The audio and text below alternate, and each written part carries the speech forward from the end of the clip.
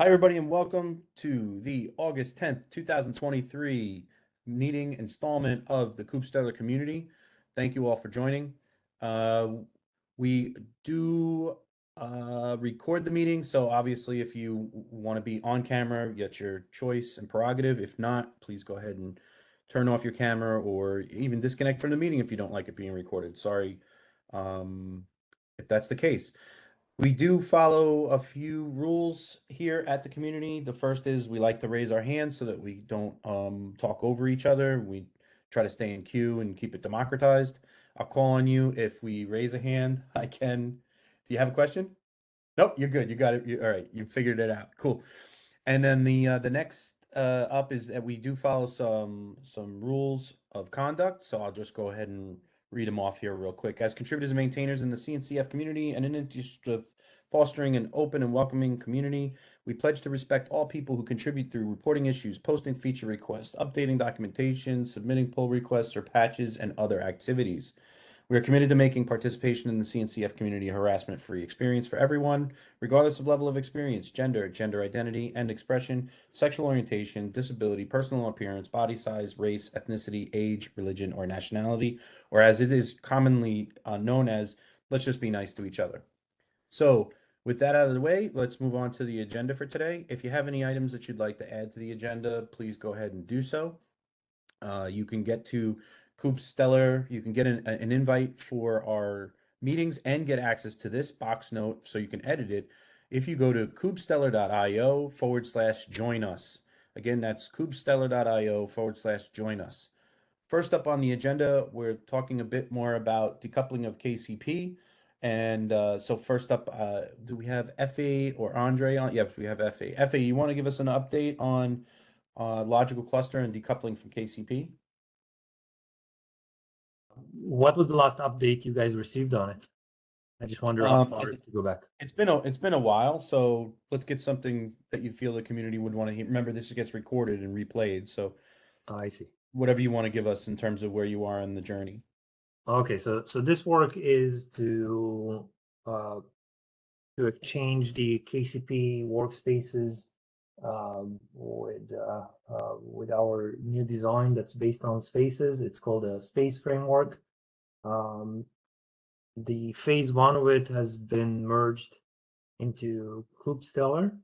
We're working now on phase two, which is composed of a couple of main parts. I think the most significant one of the two is to have the PoC for KubeStellar working with the space framework. So that's my update in maybe 5 sentences. How's that? That's really actually pretty good executive summary. Nice job. Thank you. Any questions for Effie? All right, thank you, Effie. All right, an update on Kube-Bind from Jun. Yeah, sure. Just for some background, in KubeStellar, we want to use Kube-Bind to export and bind our KubeStellar APIs from the core spaces to other spaces. But Kube-Bind out of box only partially support the binding of cluster scoped APIs, which is exactly in our case. So what I did is to first make the add support to the cluster scope APIs to make it completely working. And then I introduced some shim layer to resolve the name conflicts problem of the cluster scope APIs. This stuff are all packed into one PR to Kube-Bind Upstream, and we are going to work with the Upstream to get it merged. Okay. Thank you, Jun. Anybody with questions for Jun? Okay. So I have here, so the Upstream review pending. Is there anything else you want me to note here? I think I don't know what else is, oh yeah, automating the auth-via-browser workflow. Yes, that's another thing on our radar we need to handle. So I think that's also a Stefan thing. Okay, cool. All right. Anything else anybody would like to talk about for the decoupling of KCP? Just as a very high level preview of what's going on here is that we had one point depended on KCP as the underpinnings of the different components and activities, behaviors of KubeStellar, and we've since moved past that point. KCP made a change in direction. They were no longer being sponsored by Red Hat and moved their community outside and looked for other sponsors. They've since picked up sponsors and are continuing their work, but we've since also figured out a way to replicate, have a similar kind of technology as what they've had in workspaces, and that's what we're calling the space framework. So all of these changes that we're making here will be, you know, it's not something that we expose in the external interfaces to any of our customers or clients or partners. So there's nothing you have to be concerned with here if you're coming in from that angle. And just know that underneath the covers, these are interfaces that are changing and technologies that we're updating. So nothing for you to fear, but just be aware of. Okay, let's get an update on containerization. There's a lot of good work going on there. So Mike and Braulio, you want to give us an update as to the creation of the Helm and containerization and what the next steps are there in terms of multiple containers and support for logs and stuff like that. And then also, you know, Braulio, the use of the containerization in the Helm chart in what you've been doing in your day-to-day. Mike? Yeah. So this is work that Franco was leading, but he's just gone on vacation now. So the way I view it is, it's about changing the way we deploy the central components of KubeStellar. We currently, have automated support to some degree for deploying them as simple a collection of bare processes, and we're adding support for an alternative deployment style, which is as workload in a Kubernetes cluster. So there's a PR 867 being reviewed right now about that. We hope to land it soon. And that is adding a couple of simple commands for platform admins to use. And KubeStellar service users should see basically no change. They use the existing commands for manipulating their workload descriptions and inventories. So yeah, and it's currently at a very kind of initial stage of development. It puts all the KubeStellar processes in one container, which is not ideal for several reasons. One obvious one is it's an unusual logging arrangement, and it's it's unusual and not ideal. So we plan to change that, but the commands are designed that we're advertising for users to use should not have to change as we evolve the actual topology in the kube cluster. Which I refer to as a hosting cluster. It will be hosting the KubeStellar central components. So, briefly, that's that. Yeah, Mike, I've been testing the work that you've been doing with Franco, and I'm really impressed with it. Actually, it's really come along nicely. So kudos to all that work that's going on there. Braulio, can you give us an update as to where you are with using the Helm and the containers? Sure. We are trying to integrate KubeStellar to work with the MCAD dispatcher. Currently, I was able to test and run the Helm shards that Mike and Franco have been working on. So it works nicely. So I'll be able to deploy on the same clusters that the MCAD dispatcher is running. But now I'm working with the MCAD team to complete the integration, make sure that KubeStellar can communicate and receive workloads from the MCAD dispatcher per se. Excellent. Okay, that's good news. Yeah, I was really impressed with the work here. So thank you very much for your contribution, Mike and Franco. Okay. We can go through issues, but I think there's something more important on the docket here, so I'd like to move it up. So I'm going to move the issue triage down here. I think it would be great to take on the OpenZiti call. And so let's move ahead on the next item or category on the list here, OpenZiti's proof of concept. So let's see. Ken, do you want to take this? Sure. Yeah, I'll just briefly mention it's we wanted to explore whether we could help the syncer connect to the KCP server. And so I ran through the quick start and made one modification to the manifest that's generated during the quick start. For the quick start provides the Florin and the Gilder test clusters both running syncer, receiving workloads from the KCP. So I modified the manifest that was generated for the Florin cluster and added an OpenZiti sidecar there and used that to connect to the KCP. So I had KCP running the quick start on my laptop, and then I spun up a virtual machine, a cloud VM, and put the kind Florin cluster there, modified the manifest, and let it connect to my KCP on my laptop. So that's a T-proxy tunnel. Works great. And as far as making that easier for other people to reproduce, we could provide a customized patch that would work with the quick start, so you could play with it on your own instance, see it work. And then I put a couple of questions moving forward, but yeah, feel free to ask if that makes sense. So Ken, I'm gonna just put in a point of information for you here.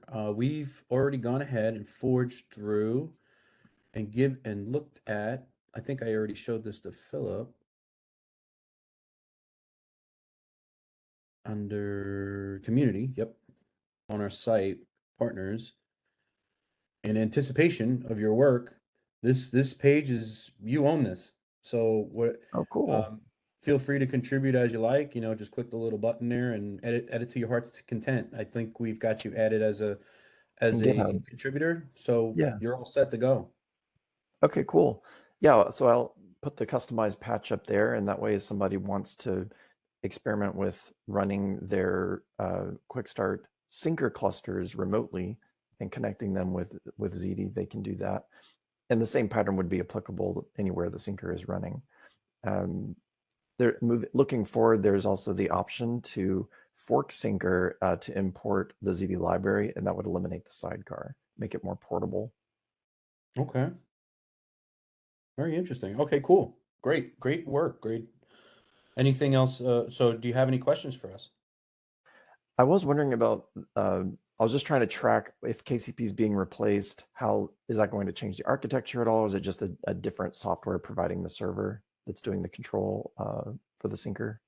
Okay. Yeah, Mike's got his hand up first. Okay. Maybe I'll start by asking the question. I think for the syncer, KCP is already more or less irrelevant. I think it is technically still something that is imported, but as far as I know, there's no important reason, because the syncer is just talking to things that behave like ordinary Kube API servers. So the syncer does not depend on any KCP functionality. And we're in the process, I think, of removing the technical dependencies in the imports. So on your work, a comment and a question.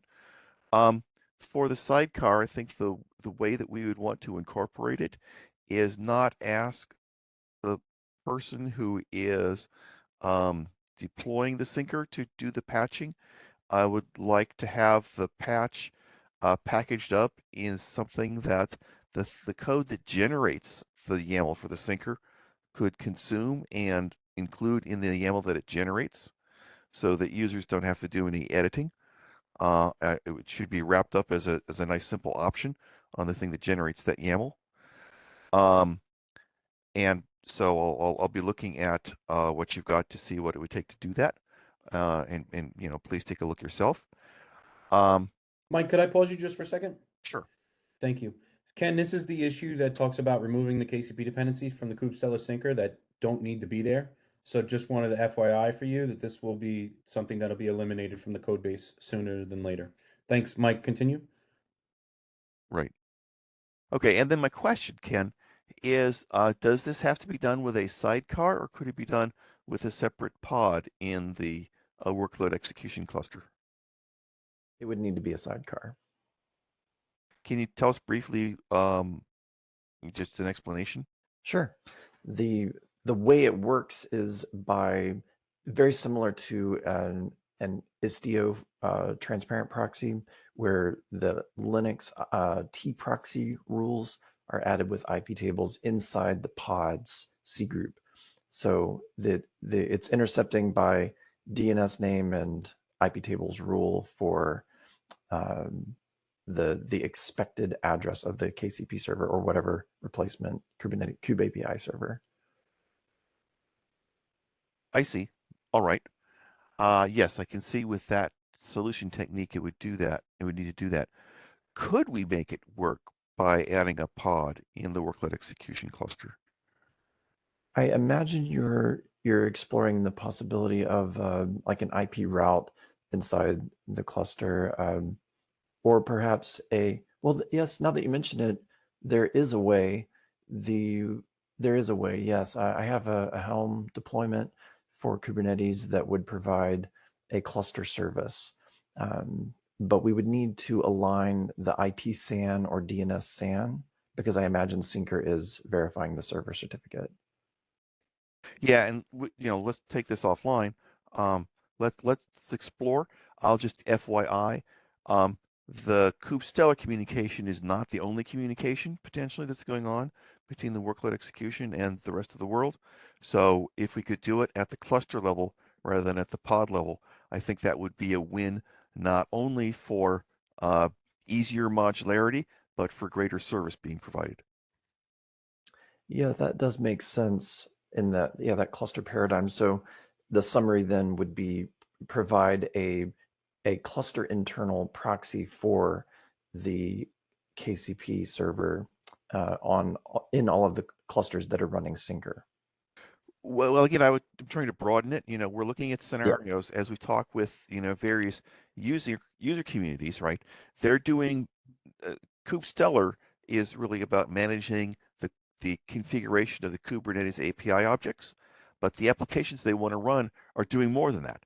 They're sometimes doing their own communication, and also we're not yet. And again, there's even for just managing. If you think of just managing kube clusters, you need to do more than manage the API objects. There's often telemetry involved, for example. So, when I look at the fullness of what users do, there's other communication going on. So, I'm thinking of benefiting all the communication that's going on, not just the KubeStellar stuff. Excellent. Yeah. What's the best way for me to sidebar with you on this? Just set up a meeting. Invite me to a meeting. Thanks. Yeah, you're in our Slack channel, and Mike's in there too, so you can coordinate there if you need to. Thanks very much. Okay, I think the next person to have their hand up was Stefan, and then followed by Philip. Thank you. So can you hear me well? Yes. Awesome. So thanks, guys. I also work with Ken. We worked yesterday on tunneling. Also spoke with Philip earlier today. Is there any way you guys in the future would consider SDK embedded for for KubeStellar? Me and Ken were talking. It might go in Syncer file. We're still not 100% sure, but is there a way, is there a chance you guys would consider that? And if not, why not? That's my question. Yeah, I'm open to the possibility here, because I think that we had always discussed this as the potential. And yep, Mike, I got you. I thought of it as a, potentially as a feature switch or maybe another part of our release. Maybe it's an open ZDIized form of the Syncer. And maybe it could be incorporated in the build system. I don't know, the particulars at this point, but Mike, go ahead. You had your hand up. That was my point of view. Well, as for the, I also open to the possibility, but for a couple of reasons, one of which I just explained. I think my preferred approach would be to talk about providing a cluster level service or behavior rather than asking the author of every binary, in part because we don't even control all the binaries that run, right? I mean, if you look at standard telemetry infrastructure, right, that comes from other projects. So, you could go around asking every project in the world to include ZD SDK in their binary builds, but I think you're going to have an easier time if you say, hey, here's how things can work if you deploy something in the cluster. Also, from our point of view, OpenZiti is not the only SD-WAN we're looking at. So, I'm looking towards a future where we're working with N SD-WANs, each of which is making releases on their own schedule. I don't want to have to make KubeStellar, make source code changes and new binary releases every time any one of those SD-WANs makes a new release. So I think a looser coupling is, looking more practical just in terms of software engineering. So those are the reasons why I prefer these more loosely coupled solutions. Thank you so much for your explanation. Yeah, definitely we will consider that. And as I understand, right now we're going with the tunneler solution, and in the near future we will think about the SDK and all the pros and cons. I'm still a newbie on the project, so please don't mind that I ask some of those questions. Ken and Philip No are problem more. asking questions. Yeah, It's a thank reasonable you. question. Thank you. Ken and Philip are much more into the subject, and of course longer than me the company, but thank you so much. No, we really appreciate the interest, and we really we think this is strategic for both communities. So we're really happy to have your interest. So please continue to ask questions. We're always here to listen. Thank you. All right, and Philip. Question's changed, but I still have a question. Mike, you mentioned looking at other SD-WANs. Is there any that you know top of head that are looking at the project or that you're personally interested in? Or is that just a hypothetical future? We have some internal. Andy, is the other one we're talking about, is that internal or is that? Yeah, it's internal, but there is some discussion about that going on, but it's not in the same space as. So what I can say about it is this: is that OpenZiti is interested in is the connectivity between the sinker and the core, right? So north to south, south to north transport. Where we're looking at other options is lateral, so it's going between clusters. Andy, can I just add? I think that's a different motivation, but I would hate to see two different SD-WAN technologies required for use. I don't think there's a requirement in either direction. That's what I'm saying. I'm saying for now we've targeted with OpenZiti the north to south, south to north. Right. I'm not precluding. My point is, while people may be coming at us with different motivations in mind, they're both talking about SD-WAN technology. Yeah. So to meet, hopefully, we will only need one SD-WAN technology deployed in any case to meet whichever demands are actually in the use case. Yeah, and I'm just being more direct about what areas people are specifically interested in. That's all. But yes, you're right. And in addition to that, it's not in the open source, which is not something, we are entertaining it from the standpoint of if somebody wants to do a proof of concept, but we don't really know how much further that will go. I think I see more utility in the OpenZiti work, to be honest. That's just my honest opinion.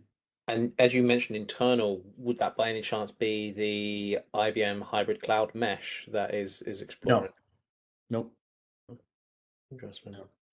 No, it's actually just it's an internal research project. I can't go into much more detail than that. Okay, fair enough. It's a proof of concept. I don't know that I'd see it reaching, being put in client hands anytime soon. Let's put it that way. For what it's worth, if it's not clear, ZT really well does that north-south bit, but it can also do the east-west. Yeah, so we're open to exploring that too. If that's something that we want to take on here, sinker to sinker, or or some other method, Right. I So, think so that. Andy, I think, the way I see it here is, Mhm. as I was talking earlier, right? Applications have their own needs for some of them in general, for communication, right? So even if KubeStellar doesn't need east-west, KubeStellar may be managing an application that does east-west. Yeah, So that's true. my point is that, any given usage scenario is going to bring its particular desires for SD-WAN technology. Yeah. And my point is we don't want to have to deploy two different SD-WAN technologies in the same system, just because we've got two different, requirements for SD-WAN coming from two different angles. We want to be able to use only one SD-WAN. Yeah, and So- I'll be a little bit more generic than that in the sense that I think where KubeStellar's subject matter expertise, or where we have our sweet spot, is we are a transport mechanism, right? Trying to pull together multiple clusters. So it's a logical place where people would descend and say, well, would be nice to secure that transport more or less than what you're proposing, right? So I think there will be more interest in the future, right, from other areas or other places where people are building these things, but we don't have any particular interest in those, and nobody has any particular interest in us right now. So we're a young project, so I think that the OpenZiti is a very strategic. I mean, in the sense we're kind of like peanut butter and jelly in that sense, right? Or kind of like a Reese's peanut butter cup in the sense that we belong together. I think so. That's the way I view it. So I think this is a good partnership, and I think one that'll will show people that we're serious about the way we handle people's data and workloads. Awesome. Thank you. Does that help a bit? That does. Okay, good. All right. Anybody else with any questions or comments? We can open the floor now, and then I can start a triage next. Yes, Stefan. yeah, there is one. I'm sorry, one more quick question. When you said like we are peanut butter and jelly, I definitely agree. We're both very new projects and very something that needs to be done with the world, and etc. So as we see you put us in your community, we really appreciate that, and we would like to know if you are interested in the near future to be in our YouTube called OpenZiti series, where we discuss our internal projects as well as something with our partners. Very interested. I think I have the same question back to you. I mean, I think we'd love to showcase OpenZiti as well on our channel. So yeah, we should. If you'd like, we can take that offline and we can discuss what the time frame for when to do that. We'd love to do that. Awesome, definitely. So OpenZiti host is Clint. You know him. He's currently on PTO, but he's coming back next week, and we will discuss it. And we will definitely want to be in your channel as well. So I'm really glad to hear that. Cool. Yeah, if you've seen our commercial. Yeah, I did. Good. Yeah, no, we'd love to, any opportunity we get for cross-channel promotion would be fantastic. We like to tag things on the graph as much as we can. Thank you for the offer, Stefan. Thank you. Okay, Mike. Yeah, on the subject of deploying the KubeStellar central components in a kube cluster, as I mentioned, what we've currently got is some initial technology that puts everything in one container. We should break it up and things go in their own container. The KCP project has a Helm chart for KCP, for the KCP server. Well, its central components, and I'm experimenting with that, trying to. I haven't yet succeeded with that, but that's part of the idea, and I want to. I'm not entirely clear on the level of maturity and support that they have for their Helm chart, so I want to look into that and pursue that. I'm hoping that it's something that we can rely on and use.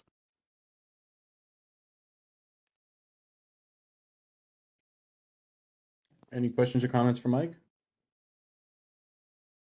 Okay. All right, so we're at the point in the agenda where we can switch to a issues and PRs triage, but I think I'll just open the floor one last time for questions or comments. Anything that anybody has questions about for KubeStellar that we can help offer answers to?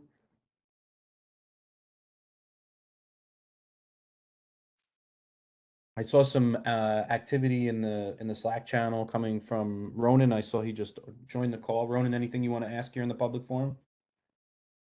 Anything we can do to help you?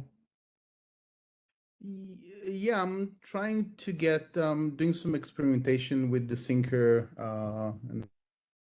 and for things doesn't seems to work. One thing I've been trying to understand is how to debug things, and I trying to kind of build a methodology to help me understand when things break and what to do. Okay. Anybody here willing to take on some? So you have any specific questions about what approaches you've taken so far and what you think should work, and maybe we can help you design a plan? So Mike? yeah, maybe Mike can started chatting with Mike on that. Okay. Mike? Yeah, he did. I'll continue that. It basically started during the meetings. So Oh, it started during the reading. Okay, I didn't realize things were going on. I have two eyes, not not more. So I can't. Okay, good. So I'm glad that started. Okay, so then do you want to take the time here to discuss it in more detail, or are you satisfied with that? no, let's just pursue it in Slack. Very good. Okay, then we'll move on. All right, here's our sprint 3. We'll talk a bit through where we are in terms of, let's see what we have in the new box first. Okay, SBOM update documentation on how the Syncer image is built. Okay, nothing going on there. All right. So as we alluded to a little earlier in the call, there's a concerted effort going on with converting KubeStellar to work with something called a space provider instead of directly with KCP workspaces. So I think that's well underway and well documented. So we have we're making a big push this month to finish the majority of the work that needs to be done there for logical clusters and for the space provider. And so over the course of time, you should see those interfaces become updated over the course of this month. And then we hope to finish this work in its entirety by the end of the year. Maybe we could bring that in sooner, but I think that's the long and short of it. We have been waitlisted in the KubeCon China event for a talk on KubeStellar and KubeStellar Syncer and Kyverno. And so we have a partner in Kyverno who's willing to come and talk with us on this subject matter. So we're checking in to see when we'll have that wait list either confirmed or denied in terms of becoming an active presentation. So that's being checked into now. We are going to also do that same presentation in North America. We have that also in the queue, as well as one on KubeStellar proper, and something on the working group for IoT Edge that we're working on a joint paper with. And I can show you that, it's called, where are you? Oh, did I replace it? I think I did. Oh, no, I think I have it. Here it is. So we're working on something called the Edge Native Application Design Behaviors white paper, and basically goes through a host of things that you should look out for when designing Edge native applications. This is on the backside of the Working Group IoT Edge's original white paper that they designed, called, let's see, what was it originally called? Yeah, it was called Edge Native Application Principles. And so now we've extended that a bit to be more focused on design behaviors. So look for that to come out soon. It'll be showcased in the North America and in the North America KubeCon as part of the Edge Day. And yeah, there's a lot of activity going there, and we are watching the European KubeCon for when its RFPs open, requests for papers and presentations. So we hope to have a presence there as well. Let's see. Kube-Bind. We had an update earlier on that from Jun, so I think we're okay there. Let's see. 772.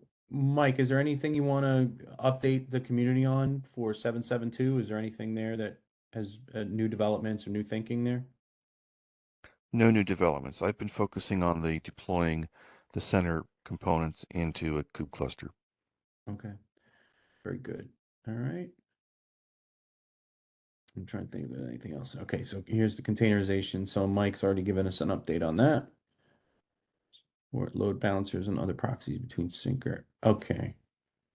Oh yeah, I've been curious about this. So Mike, what are the latest developments on this? I know Franco's not on this call.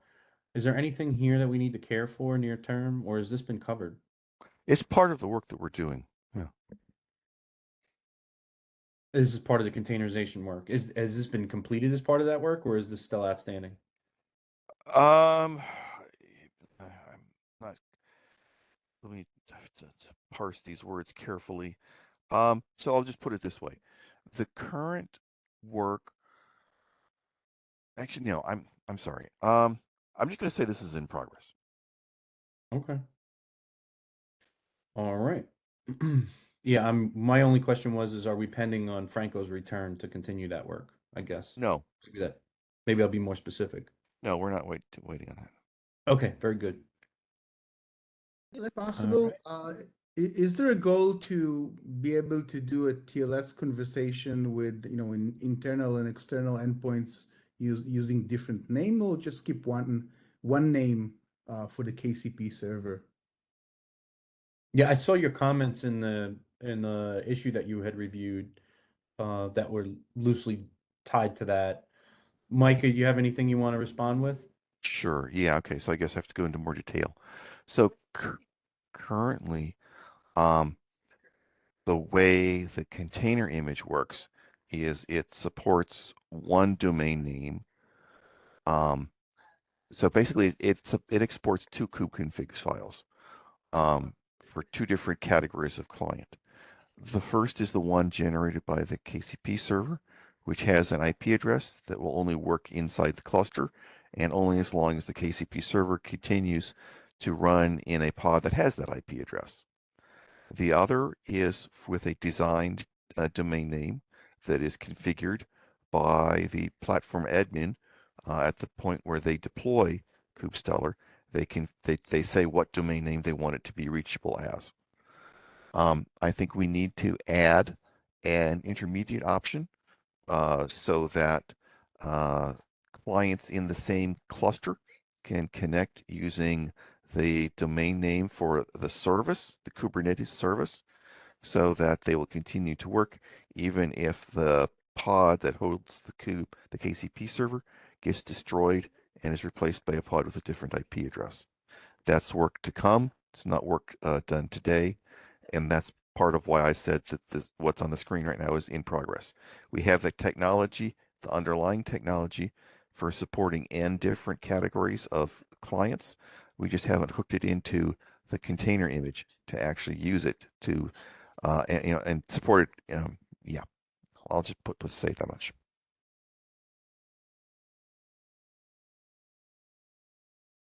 Any other questions there? Ronan, any response? You good? No, I guess the answer is yes. Okay, thank you. All right. All right. Summarization interface. I don't think there's been any more progress on this. Is this a PR? Yeah. Anything new here, Mike, we can discuss or mention? No, like I said, I have been working on other things. Right. Okay. Very good. All right. Okay. This is also part of containerization. That's under development. Okay. The space abstraction framework. That's Effi already talked about. Deployment into a Kubernetes cluster. We're good there. That's also part of containerization. Workspace hierarchy. Okay. I know no work is. Oh no, actually, this is something. Oh yeah, Andrey's been working on this. All right. So yes, this is something that we're going to cover. Okay, so there is discussion about that. Good.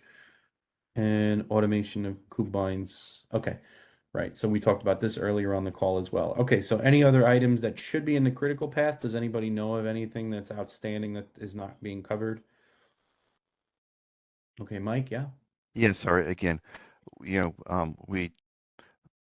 that work that you just looked at for the space framework and hierarchy, that's assuming an answer to a question that has not been decided, right? And I still need to make a feature, an issue to represent the question, which is what should the space framework tell its users or clients or consumers about hierarchy? We have 3 plausible answers on the table. We need to discuss it and make a deliberate choice between them. Okay. Very well. All right. We await your issue. Thank you. All right. Any others for critical path? Okay. Very good. So critical path just means we really like these things to finish by the end of this sprint. This sprint is defined by the month of August. September 1st will be the deadline for this sprint. Sprint 3. All right, next up, in progress. KubeStellar as a control plane provider for interplanetary configuration lifecycle. This covers the work that we're doing with the European Space Agency, and yeah, I'll leave it at that. Kevin's away on vacation. When he returns, we'll get some more updates as to what's going on there. Most of this app is it's primarily a benchmarking exercise at the moment, where we take what we know KubeStellar's size and footprint is, and add it to a graph and determine where KubeStellar would be best placed in terms of interplanetary communication and transport. And what that means, you can imagine base stations on other planetary objects, could be rovers moving across planetary objects, it could be space shuttles or satellites. So the idea is to have enough of an estimate of and to benchmark the size such that we know when we do offer it to agencies for its an inclusion on missions that that there's no discrepancy. It's almost like an S-bomb for space travel. You can think of it, but different set of concerns, not necessarily security related, but I'm sure that's rolled into that as well. All right. Intermediary nodes. So this is also an add-on to the hierarchy discussion. But we don't have at the moment any movement on this specific issue, so that's why it's in the in progress space. Let's move on. Need a way. Okay, KubeStellar as the preferred control plane for distributed observability projects. So Braulio, you want to give us an update as to the blog status for this specific issue? Sure. We are writing a blog that shows how KubeStellar can support the deployment of the hub and spoke application that does observability. So we are very close to be done with the first draft of the blog. We have the write-up complete. We are just now repeating the experiments that we're gonna be posting and using on the blog, and we're also using the new the update KubeStellar terminology per se that we have updated in the past few weeks. Okay, thank you. All right, so I guess we'll see that on or about in the next 5 days or so. That's great news. Okay, website documentation. Jun, do you have any update on this? I know Ashni had been working on this. Is there anything movement-wise? Do you think that this is something that Ashni will continue with, or is this something that you'll take on? I don't know whether Ashley has enough time to do that. Mm-hmm. So, what do you think? I don't know. I don't know. I think we got to talk about a strategy here, so we'll talk about that, I guess. I'll connect with you offline. Okay. All right. Enable KubeStellar to work with OpenZiti. So thank you, Ken, Stefan, and Philip for joining us today and for showing us your progress. We appreciate it. Anything you'd like to add to that that feature set? You please feel free to update the issue accordingly. We'd love to have any comments or feature or information or questions if you want to go through there. That would be a great place to interact with us as well as the Slack channel. All right. Redesign of the space provider interface to a uniform REST interface. This is something that's ongoing in the back end. This was covered earlier in the call. We're good there.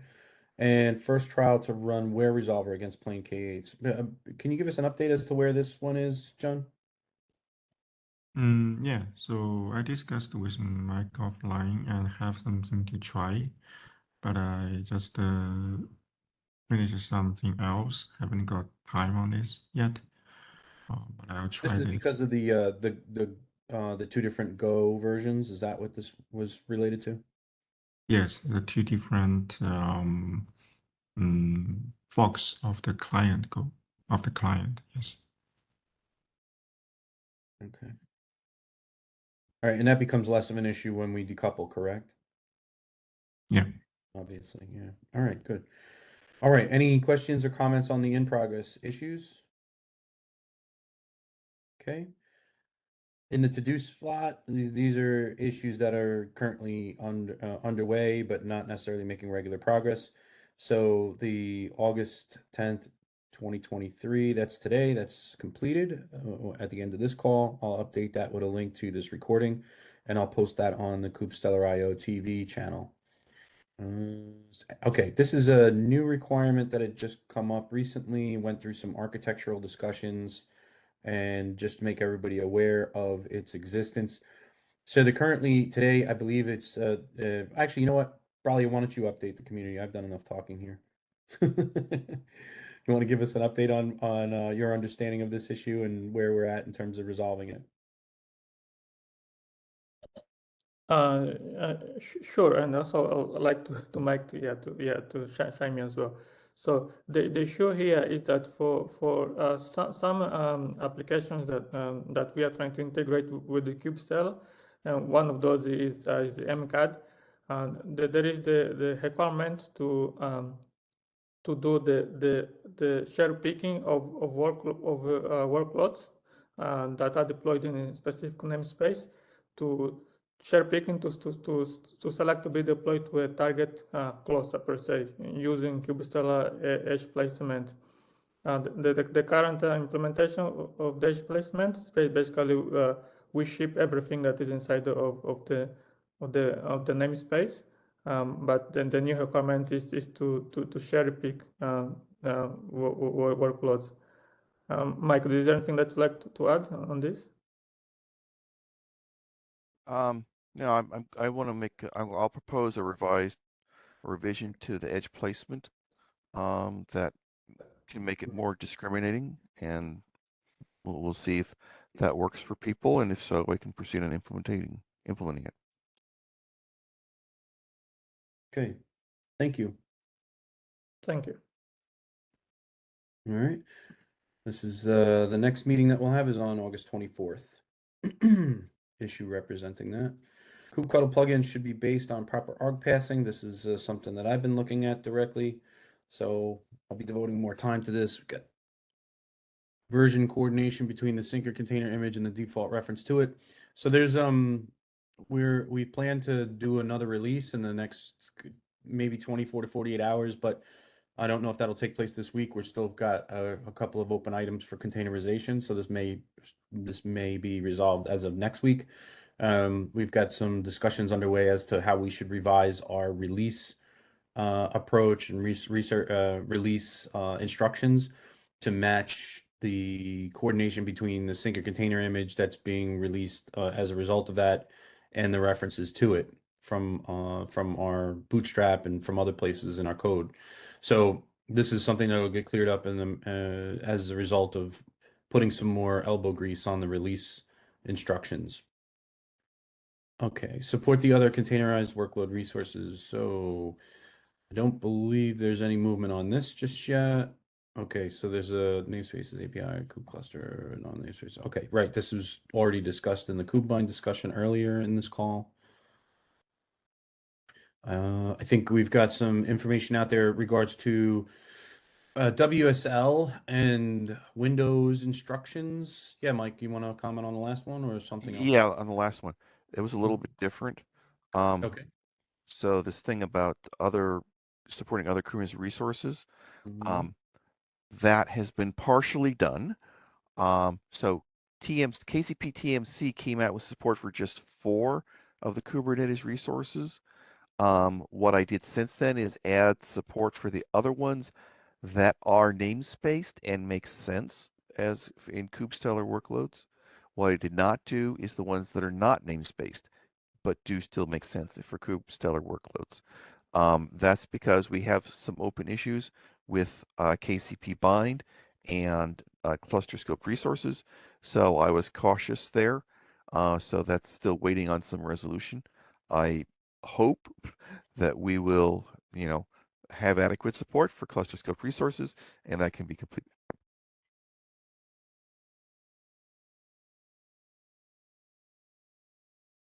Okay. Thank you for the update. Okay, working prereq instructions for WSL. So at the beginning of each one of our examples that are listed, you'll see there is a set of prereq instructions. And the ones for Windows and for WSL is not even a category yet, but WSL using Ubuntu could be. So we're looking into adding other prereq instructions there for folks that are using Windows natively or using WSL on Windows. So just that's what that issue relates to, FYI. Let's see, dev environment design and implementation for KubeStellar. We're doing some internal work now on a proper dev environment that would showcase the multi-cluster capabilities of KubeStellar. So stay tuned in this area. We would eventually use this for testing scale and other end-to-end testing as part of our CI. Logical clusters. Address remaining comments in 783. I think this is okay. This is still opened under under logical clusters, so we're good there. Let's see. KCP.io is used in some of our API, and we're looking to update that to KubeStellar.io. So this is just a vanity issue. We're trying to move past the KCP usage of KCP in our API calls. Any questions on the to-do list? All right, we've placed one on hold. There's upgrading the KubeStellar KCP dependency from version 11.11 to 0.2. The reason why this was being investigated is because the upcoming graduation or the release of 1.28 for Kubernetes, which would then take the 1.24 on the path to being sunsetted. And as a result, 0.11 of KubeStellar, which relies upon 1.24, would then be out of support, so to speak. And so there would be the necessity for us to move or rev to KCP version 0.2, which does support a newer version. I believe it's 1.26 of Kube. And but we think this is probably less important than as a priority because the eventuality is to decouple. So I asked to put this on hold for now. Okay, Mike. It's 0.20, not 0.2. And to pick up the KCP Helm chart, we may choose to update at that point for that reason. I anticipate it should not be a big deal for us. Okay. All right. Very good. Thank you for the correction. Appreciate it. Okay. We have a few architectural discussions that are underway, one for denaturing and renaturing. So this has a lot to do with how we might express hierarchy. We want to look at what it's potentially like for moving beyond our first proof of concepts ideas around inventory and implementation around inventory. Potential is there for, we're researching the potential for using OCM and their manifest work as a back-end mechanism. So there's some discussions taking place in the SIG multi-cluster Kubernetes special interest group and specifically around inventory. Mike is taking a look at the recordings of those meetings to see if there's anything that's interesting that leads us to believe that there is either wide acceptance of OCM as an inventory provider or as manifest work underneath the covers, or if there's another technology in the open source community that is better suited for this. And then we'll make a decision based on that outcome. Let's see, wrapped objects in mailbox namespaces. Mike, what is the exact nature of what we need to discuss in is this also OCM? Okay. Well, this is something we could do on its own, or as part of a larger project of the way I view it is, we initially defined what we've done as a proof of concept. The intent was to leverage or layer on top of KCP's TMC. We've already moved off of that largely by using our own syncer, and we've adopted data types, but we still kept basically all the other architectural decisions that came from that. And the we could conceivably switch to something that is instead posited or framed as being layered on top of using OCM instead. Or we could, but that actually involves several things, and we don't have to take them all. One piece of that we could do by itself is just switching from using mailbox workspaces to using mailbox namespaces with these wrapper objects in them. Right. We could just make that architectural decision by itself. If we do that, we could use the OCM data type, which is manifest work, for those wrapper objects, or we can use another one. It doesn't matter. So it's something that, you know, one of the issues here is the efficiency, the cost per mailbox. So using mailbox namespaces lowers the cost per mailbox. So we might do just that change just for that reason, or we could do it as part of a larger project. Yeah, I like the idea of going to namespaces just for the sake of consistency with Kubernetes and less reliance on a workspace. But I was always under the impression, and this illusion had ended a while back, but that workspaces would be smaller in terms of footprint. But I was always surprised that that was not the case. Okay. I mean, you know, conversation, right? In KCP, they are trying to keep the cost of them down. I think they are still more expensive than a namespace. But as we generalize from KCP, you know, all of our other providers, the cost per workspace is much more than the cost of a KCP workspace. Sorry, the cost of a space is much more than the cost of a KCP workspace. So we do generally have a cost issue there. So that would be a motivation for doing this in any case. Okay. Thanks, Mike. All right, this is the last one I wanted to cover here. We were out of time, but I wanted to know if this is still an issue that we should be or if this is still a PR that's relevant, or where we are with this. Effi, do you have anything you can comment on here? Yeah, sorry. This is code that actually I don't know why it wasn't merged, to be honest. But I'm sure there is a reason for it, so I don't want to merge it. This is not a major issue. This Okay. is this is relatively minor. If this is really disturbing you, we can take care of it next week. But I say let's wait for Ezra. This is he did this code, and this is really not this is a minor bug. Consider it Okay. that way. I moved it to in progress and it's still in sprint 3. I just wanted to make sure it was still relevant, right? Because it's been aging. I looked at it. I think it is relevant. Okay, good. I don't know why it wasn't merged. That's All the right, bottom good. line. So I just put it back to in progress, okay? Cool. Thank you. All right. Thanks everybody for joining today. I look forward to seeing you in 2 weeks. We'll see you again on August 24th. Enjoy the rest of your week and your weekend.